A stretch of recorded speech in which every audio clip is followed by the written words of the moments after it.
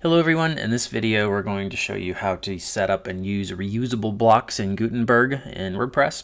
And reusable blocks are important for reusing the same block across your entire website. So really good examples of that would be calls to action. You know, you're going to change your headline and all that as it gets better, and you don't want to have to go through each and every blog post to change your call to action.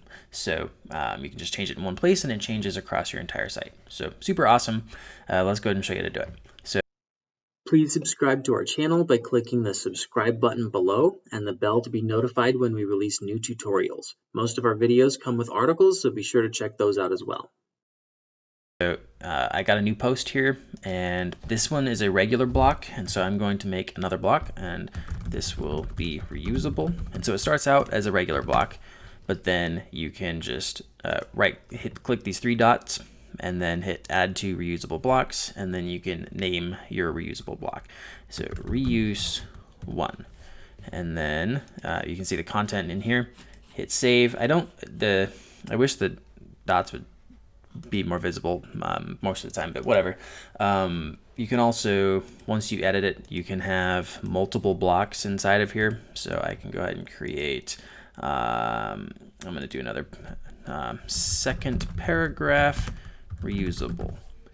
Okay, and then you want to make sure that you save the block because if you don't save it, so you're going to have two things to hit save on, the block when you edit it, and then also the save. If you save the entire post without saving the block, then all of your changes are going to be wiped out. Well, I don't think that's going to happen until you actually leave the page, but regardless, you want to get in the habit of saving the blocks.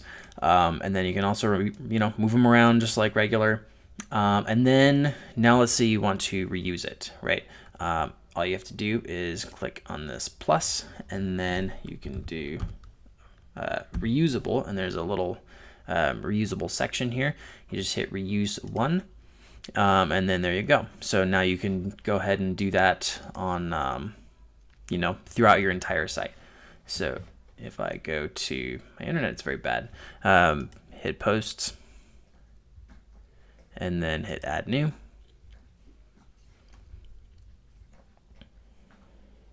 And then blah, blah, blah. And then reusable, and then there's reuse 1. So there it is. And then if you want to change it, you just hit edit again. And then if you want to delete the reusable block, right? So say you want to delete it just off of here, right? You can do that by just hitting the three dots and then hit remove block. So remove block with the trash can will remove it just from that block. But if you were to do the three dots and hit remove from reusable blocks, then you're going to delete it from your entire website. So you want to be careful with that. Just make sure you delete it the right way. That is appropriate for what you're trying to do. And that's pretty much it. Delete the entire reusable block. Oh yes. So some gotchas.